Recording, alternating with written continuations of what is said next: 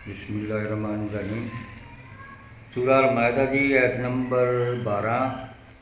यदि तिलावत और तर्जमा हो गया, कुछ तफहीम भी होगी, थोड़ी तफहीम बाकी है, ऐसे इजाज़ की जाऊगी। औज़ु बिल्लाहि मिनश्शैतानिर्रजीम, बिस्मिल्लाहिर्रहमानिर्रहीम। इन बहुत से टेढ़े और गलत रास्तों के दरमियान एक ऐसी राह जो बिल्कुल वस्त में वाक़या हो, जिसमें इंसान की तमाम क़ुव्वतों और ख्वाहिशों के साथ, इसके तमाम जज्बात और रुझानात के साथ, इसकी रूह और जिस्म के तमाम तालबों और तकाज़ों के साथ, और इसकी ज़िंदगी के तमाम मसाइल का इसके साथ पूरा पूरा इंसाफ किया गया हो, जिसके अंदर कोई टेढ़, कोई कजी, किसी पहलू की बेजा रायत और किसी दूसरे पहलू के साथ जुल्म और बेइंसाफ़ी ना हो। इंसानी ज़िंदगी की सही इर्तिका और इसकी कामयाबी और कामयाबी के लिए सख्त ज़रूरी है। इंसान की ऐन फितरत इस राह की तालब है और मुख्तलिफ टेढ़े रास्तों से बार बार उसके बगावत करने की असल वजह यही है कि वो इस सीधी इशारा को ढूंढती है, मगर इंसान खुद इस इशारा को मालूम करने पर कादिर नहीं है। इसकी तरफ सिर्फ खुदा रहनुमाई कर सकता है। खुदा ने अपने रसूल इसीलिए भेजे हैं कि इस राह रास्त की तरफ इंसान की रहनुमाई करें।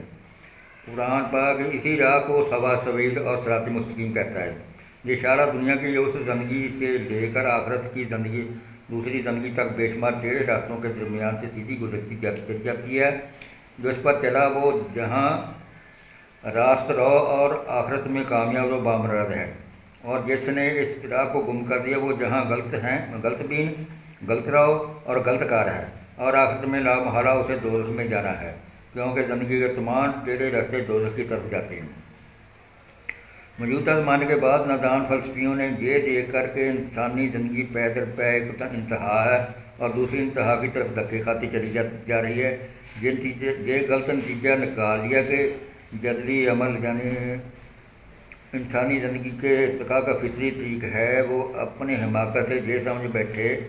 कि इंसान के इर्तिका का रास्ता यही है कि पहले एक इंतहा पसंदाना दावा यानी जिसे थीसिस उसे एक रुख पर बहा ले जाए, फिर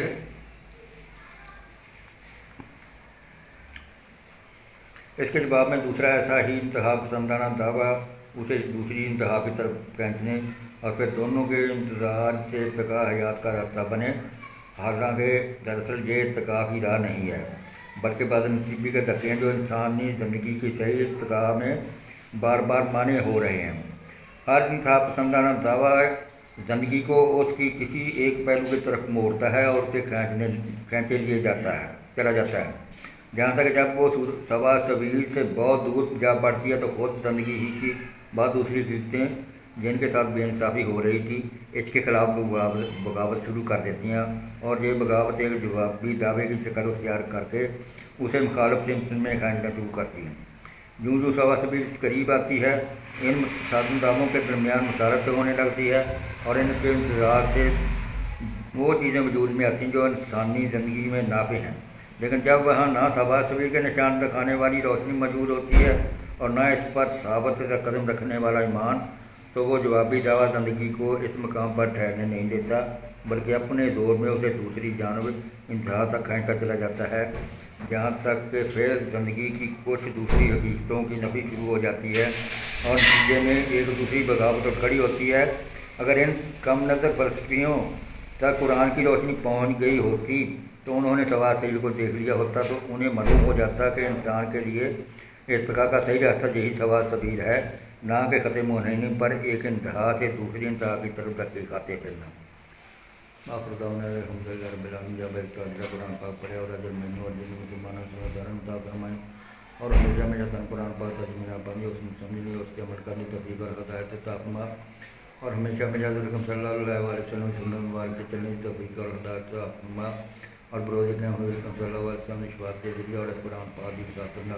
साडी बख्शिश